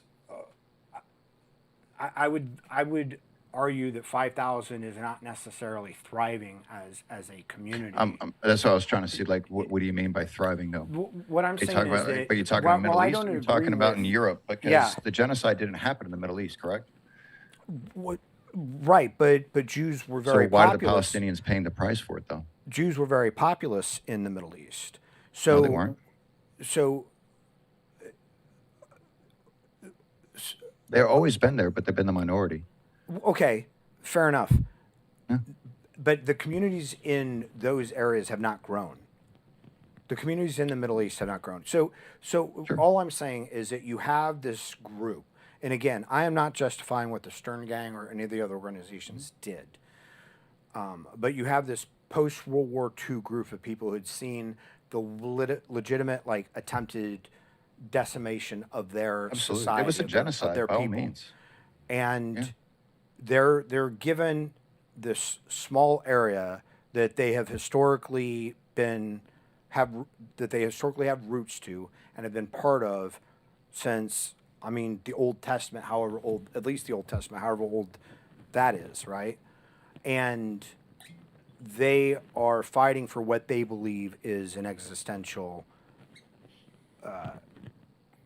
an existential dilemma, a place to exist. So, And and again, I think we actually had the same agreement that they've been there for millennia. Right? sure. I mean, we agree on that, by all Sure. means. But they weren't the majority on that. And that is where the separation of our, I think where we kind of disagree is, why didn't Germany give up half of Germany to the Jews? Germany was the one that was responsible for the Holocaust. We agree on that, right? Sure. Not the Palestinians. Sure. Palestinians had nothing to do with that. They welcomed them after 1948. Excuse me, let me rephrase that one real quick. After 1945, excuse me. Sure.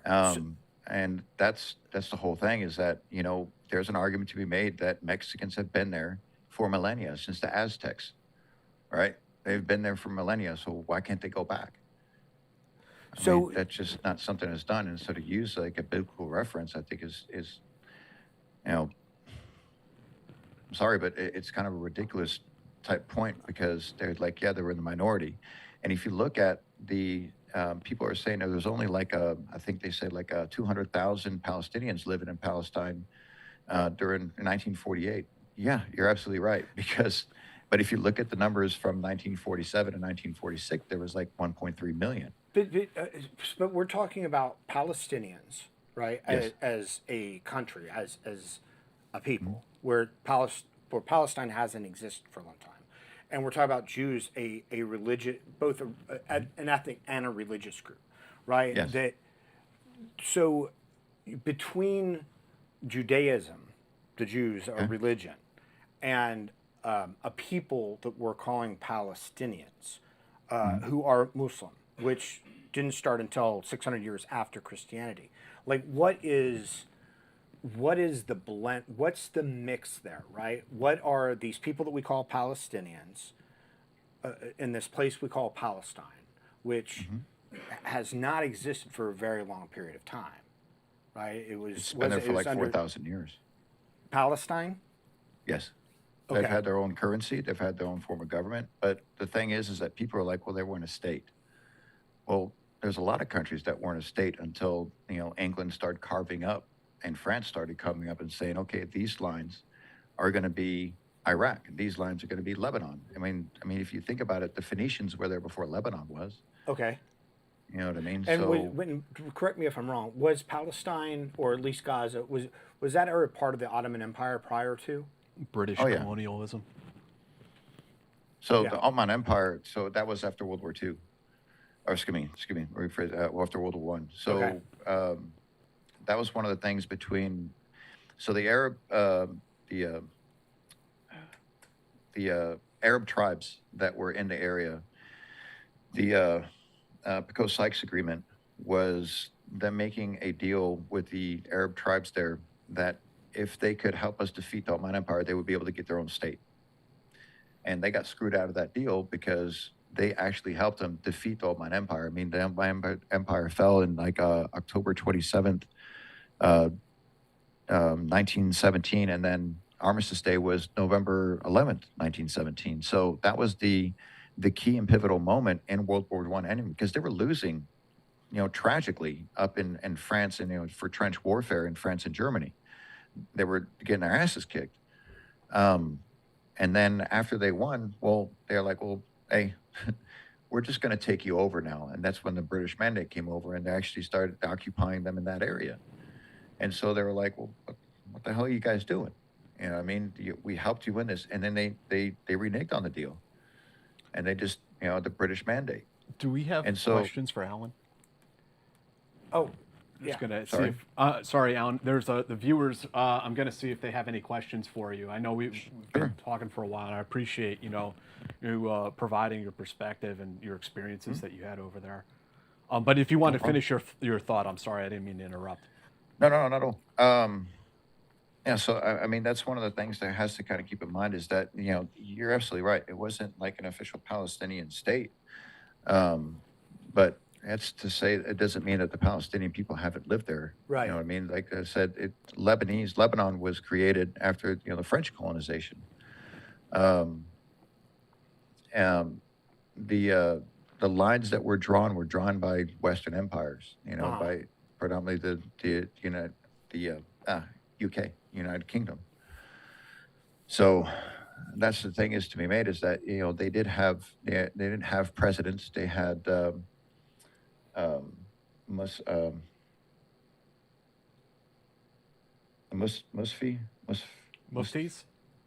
Say again? Muftis? Muftis, yes, sorry. Yeah. They had muftis.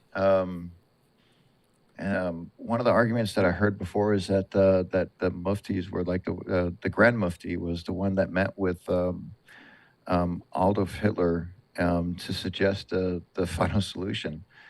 And I think that was in 1942, I believe. The problem with that argument is that they already started building. He met with them in November 1942, and they already started building the concentration camps and the death ovens in Poland in June.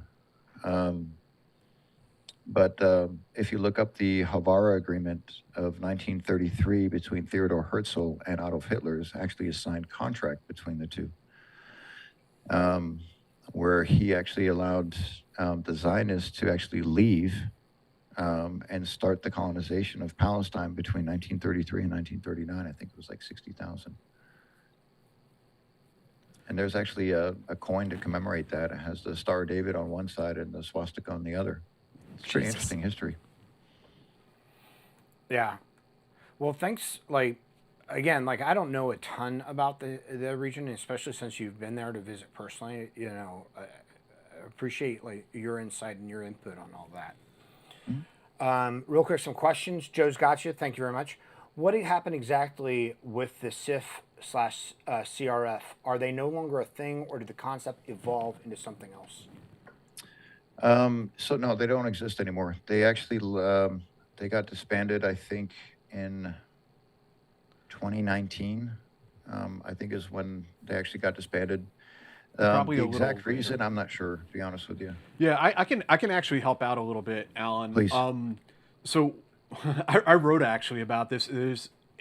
What happened was that for the first time, the Special Forces commander, the USASOC commander, and the SOCOM commander, none of them were CIF guys.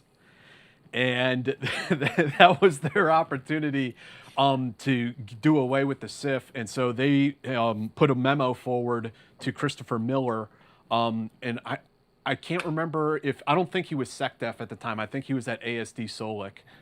And he signed off on it because this is what the commanders wanted. And so at that point, the CIF lost the JSOC mission, and that doesn't exist anymore. And today they became what's called the CTAC, the Critical Threat Advisory Companies, and they still have a direct action mission, a counter WMD mission. They still have an important mission, but Okay. no, they're not the CIF anymore. I just learned something new. I've been hearing different rumors here and there about it, so I'm glad to bring some clarity. Appreciate that. Yeah. And who asked that question? That was Joe's gotcha. Thank you very much. All right. Thanks, Ghost Johnson. I appreciate that. I learned something today. Ryan Parsons, thank you very much. Alan is awesome, and the We Defy Foundation is great. Yes, please. Cool. It's wedefy.org. WeDefyFoundation.org. Yes. We Defy Foundation, and that's for those who are listening.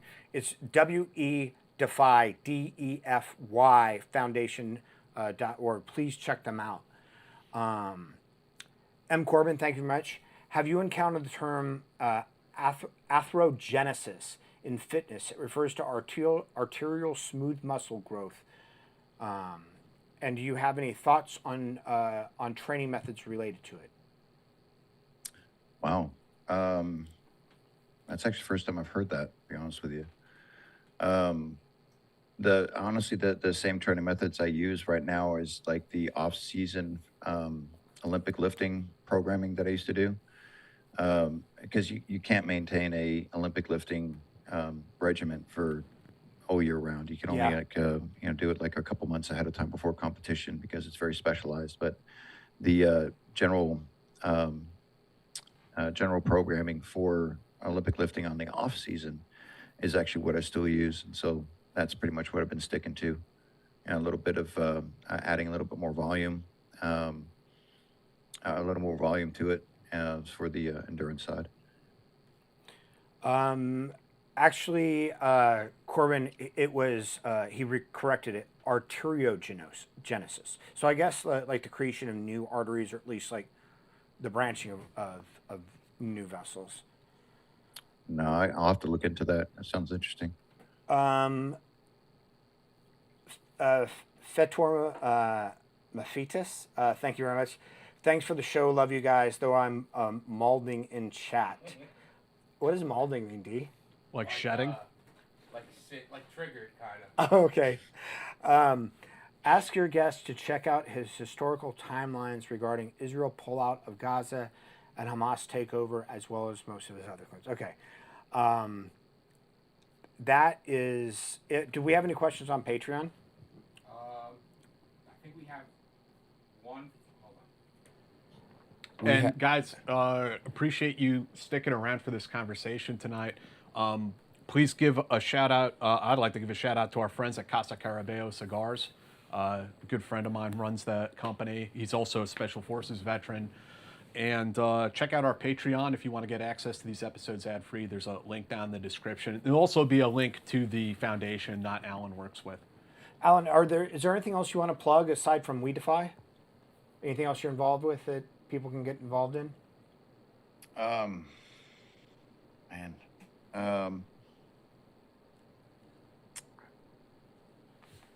Coast to Coast Foundation would be one of them. Great organization, the Special Forces Foundation. I know those two guys, the guys involved in it directly, really legit organizations. Of course, Greenberry Foundation is another good one. Man, it caught me off guard on that. That's okay. You think about it. We got one more question. We have a for you. question from Please. Patreon. Yeah, we got one question from Sean Dudley. Do you happen to know the history of why U.S. Special Forces units are structured the way they are? It seems like it must have been based on a very specific mission profile. I'm not sure what he's asking there.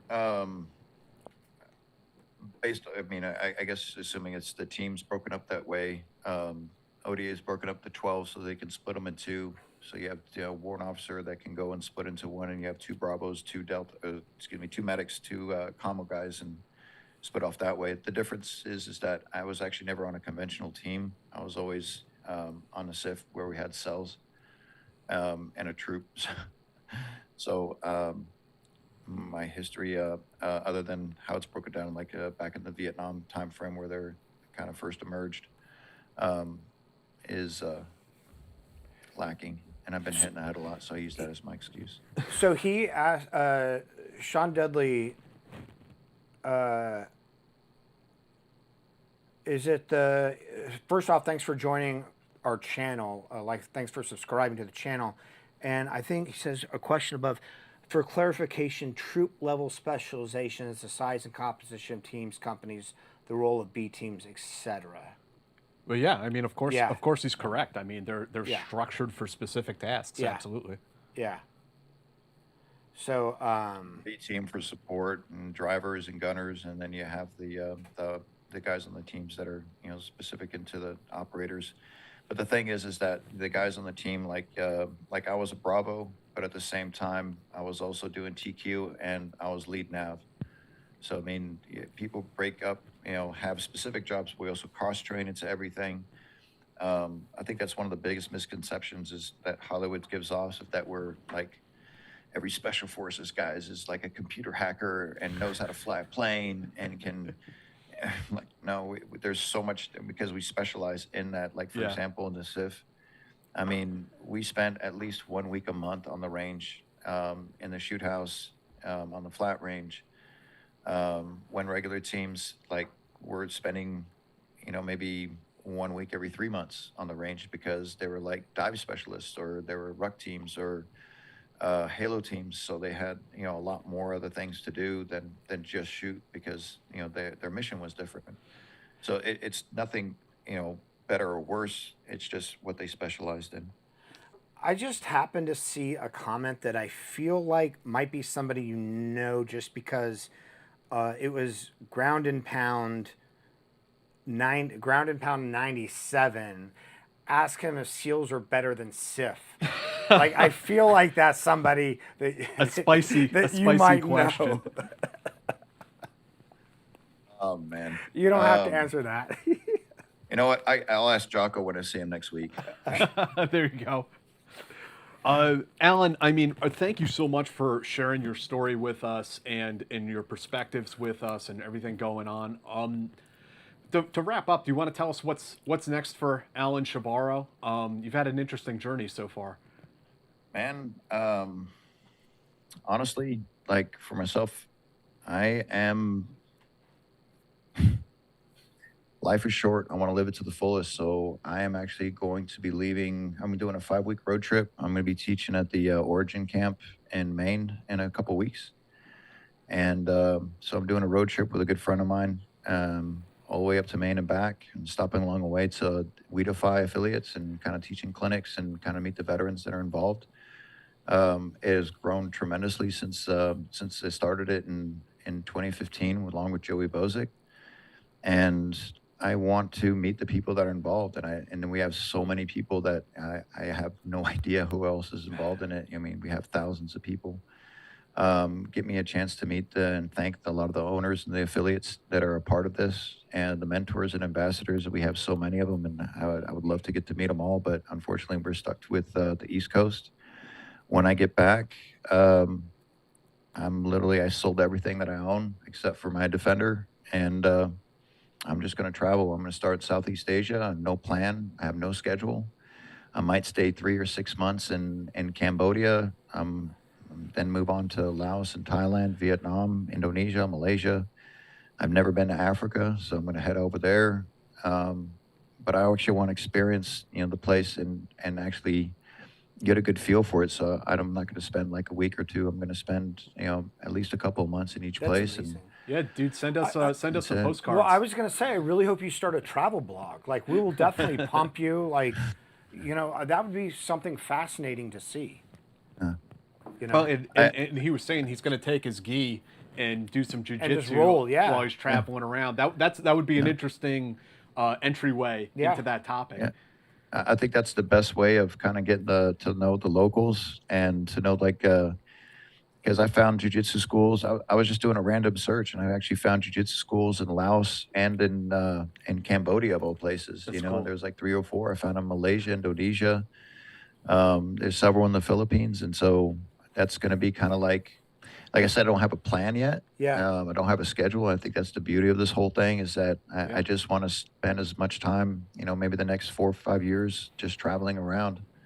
And I'm going to use, my my jujitsu as like a kind of like my diplomatic card, in a sense. It's my international language. I may not speak the local language, but Yeah. I can speak jujitsu, and so can they. And I think that's going to be what the beauty of this all is going to be. I'm not going to be living at the Ritz by any means, but that's my whole point there, is just to experience and live life. That's fantastic. Life is short. No, Alan, please check in with us, man, and I'll be interested to talk to you in a couple of years and see what the next adventure brings. And for people watching, next week we'll be back with Chuck Simpson, 7th Special Forces Group guy. I'm sure he has lots of stories. And again, Alan, thank you for, I know this was kind of like a last minute thing that sort of all came together haphazardly, and I really appreciate you making the time for it. Thank you, guys. It's been a great conversation, and I appreciate all the questions, and actually learned some stuff as well today. So thanks, guys. I really appreciate it. I really hope you do start like a travel blog, like a channel. It would be great to see like all the different places you go. And, like you say, like jiu-jitsu is such a great way to integrate with whatever culture you're with. Absolutely. Yeah. Yeah.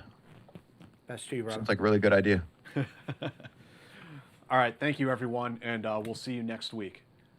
All right. Thanks, guys.